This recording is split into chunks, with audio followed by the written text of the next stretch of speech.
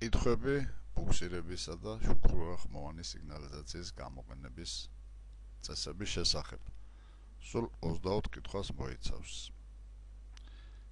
გაიხსენეთ ამ თემაზეც ქონა საუბარი თეორიულ ნაწილში და ახლა გამოჩნდება თუ რა დონით ისწავლეთ. რომელი მიმართულებით შეგიძლიათ გააგრძელოთ ბუქსირება მოცემულ სიტუაციაში. საგზაო ნიშანი ბუქსირებას კრძალავს, ანუ ამ ზონაში ბუქსირით მოძრაობა აკრძალულია. დარჩა A ტრაექტორია, ესე იგი ამ ტრანსპორტს ბუქსირით მოძრაობა შეუძლია A ტრაექტორიით და სწორი პასუხი გახლავთ პირველი. მხოლოდ A. ლიპყინულიანობის დროს ნება დართულია თუ არა ბუქსირება.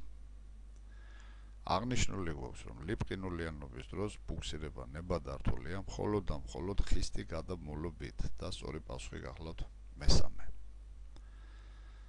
დრეკადი გადამულობით ბუქსირების დროს შემაერთებელი გორლის სიგრძე არ უნდა აღემატებოდეს.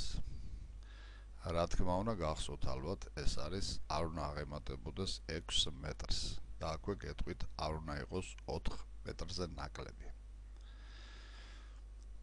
ხისტი გადამულობით ბუქსირების დროს შემაერთებელი გოლის სიგრძე არ უნდა აღემატებოდეს. ხისტი გადამულობის დროს მისი სიგრძე არ უნდა აღემატებოდეს 4 მეტრს. არ უნდა აღემატებოდეს 4 მეტრს.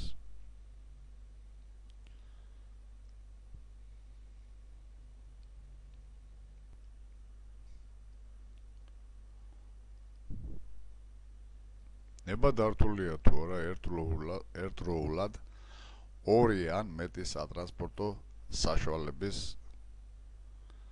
ბუქსირება. ორი ან მეტი სატრანსპორტო საშუალების ბუქსირება ერთდროულად ნება დართულია მხოლოდ ხისტი გადამულობით. ნება დართულია თუ არა დრეკადიან ხისტი გადასაბმელით ბუქსირებისას საბუქსირებელი სატვირთო ავტომობილის ძარით ხალხის გადაყვანა. რა თქმა უნდა არ არის ნება დართული. თუ საბუქსირებელ ავტომობილს დაზიანებული აქვს საჭის მართვის მექანიზმი, მაშინ მისი ბუქსირება შეიძლება, რა თქმა უნდა, ნაწილობრივი დათვირთვით და ჩვენ მქონდა ამის თავაზე საუბარი. თუ საჭის მართვის მექანიზმია დაზიანებული, მაშინ მისი ბუქსირება ნება დართულია ნაწილობრივი დათვირთვით. ანუ აქ სწორი პასუხია მეორე. დასახლებულ პუნქტებში იძულებითი გაჩერების ან არასაკმარისი ხილვადობის პირობებში მძღოლმა უნდა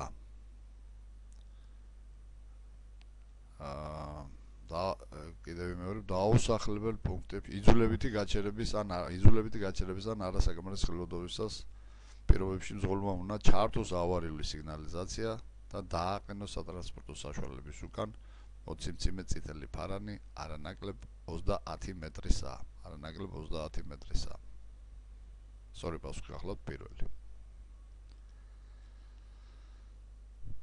მძღოლმა შორი განათება უნდა გადართოს ახლო განათებაზე. რა თქმა უნდა გადმორთოს შემხვედრიდან არანაკლებ 150 მეტრისა და სწორი პასუხია მეორე. შემხვედრის გვერდის აქცევის დროს სატრანსპორტო საშუალებამდე 150 მეტრ მანძილზე. მოცემულ სიტუაციაში რომელი მიმართულებით შეუძლია გააგრძელოს მოძრაობა ავტომობილის მძღოლმა, რომელსაც ჩართული აქვს ლურჯი ფერის შუქურა. და ჩვენ ვიცით, რომ ასეთი ოპერატიული ტრანსპორტის მძღოლები არ ემორჩილებიან შუქნიშნის მითითებებს, ანუ მას შეუძლია იმოძრაოს ყველა მიმართულებით და სწორი პასუხია მეორე. არ შუქნიშნის მითითებებს და არც საგზაო ნიშნის მითითებებს. მოცემულ სიტუაციაში სატრანსპორტო საშუალებიდან რა მანძილზე უნდა დაიდგას საავარიო გაჩერების ნიშანი. ამ სიტუაციაში აქ როგორც ჩანს დასახლებული პუნქტია და ჩვენ ვიცით, რომ მიძულებითი გაჩერების შემთხვევაში უნდა ჩაერთოს და ჩართული აქვს ავარიული შუქურა სიგნალიზაცია. რაც შეეხება ამ ნიშანს, იგი უნდა დაიდგას არანაკლებ 15 მეტრისა და სწორი პასუხია მეორე. სატრანსპორტო საშუალების უკაცრავად სატრანსპორტო შემთხვევის დროს მძღოლმა უნდა ჩართოს რა თქმა უნდა საავარიო შუქურა სიგნალიზაცია და აქაც შესაბამისად სწორი პასუხია მესამე. ბუქსირების დროს საბუქსირებელ სატრანსპორტო საშუალებაზე ჩართული უნდა იყოს საბუქსირებელ სატრანსპორტო საშუალებაზე. ესე იგი, რომელ სატრანსპორტო საშუალებასაც მივათრებთ, ესე ვთქვათ, ჩართული უნდა იყოს საავარიო შუქურა სიგნალიზაცია. და შეგახსენებთ, თუ გამოსულია საავარიო შუქურა სიგნალიზაცია, მაშინ დაზიანებული ავტომობილის უკან ვაყენებთ ავარიული გაჩერების საგზაო ნიშანს. ესეც გაგახსენეთ. შემხედრი სატრანსპორტო საშუალების მიერ დღეღამის დროს თვალის მოჭრის შემთხვევაში მძღოლი ვალდებულია და ჩამოყალიბებული გვაქვს, რომ მძღოლი ვალდებულია მოძრაობის ზოლის შეუცვლელად შეანელოს სიჩქარე, გაჩერდეს და ჩართოს საავარიო შუქურა სიგნალიზაცია. აი, ეს გახლავთ სწორი პასუხი მესამე. საავარიო შუქურა სიგნალიზაცია ირთვება და ჩამოყალიბებული გვაქვს ეს თემაც თეორიულში. გვირაბებს შესრულამდე არ არის სწორი. საგზაო სატრანსპორტო შემთხვევის დროს, დიახ, აი ეს გახლავთ სწორი. საგზაო სატრანსპორტო შემთხვევის დროს და კიდევ სხვა მომენტებისას, რომელიც კითხვებში შეხვდება ალბათ. ოპერატიული ან სპეციალური სატრანსპორტო საშუალების მძღოლს სამსახურებრივი დავალების შესრულების დროს ჩართული უნდა კონდეს. რა თქმა უნდა, ლურჯი ან ლურჯი და წითელი ფერის შუქურები. აი, ამ ფერის შუქურებით არიან აღჭურვილი ამ ტიპის ტრანსპორტი. და სწორი პასუხია პირველი.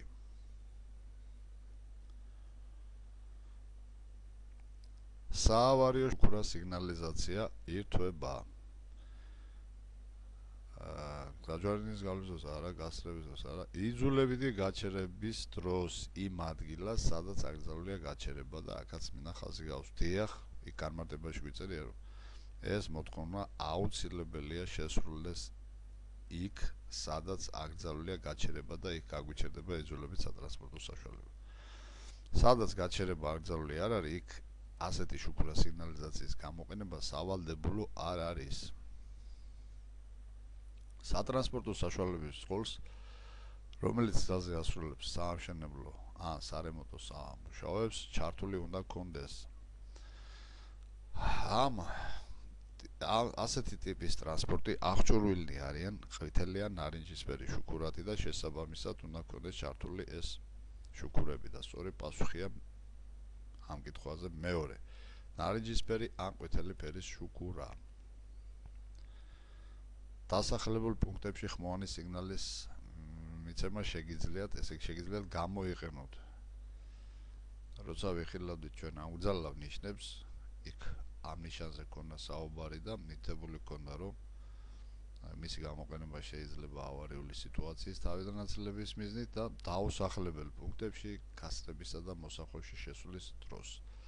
ანუ აქ პასუხები ესე პასუხის სწორი პასუხი ესე ჩამოყალიბდება. მხოლოდ გასწრების დაწყების წინ შეგვიძლია მივცეთ საგზაო სატრანსპორტო შემთხვევის აცილების თავიდან მიზნით ამ შემთხვევაშიც.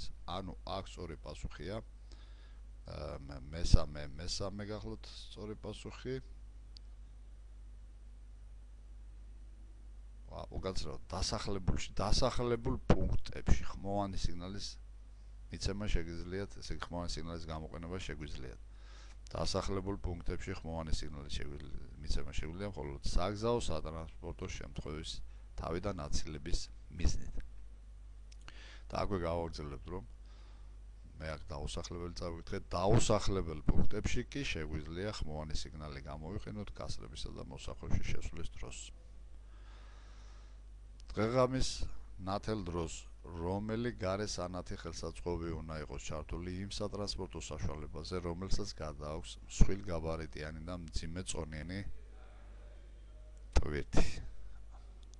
ამ შემთხვევაში ჩვენ ჩართული უნდა გქონდეს ახლო განათების ფარები და სწორი პასუხია მეორე, ახლო განათების ფარები.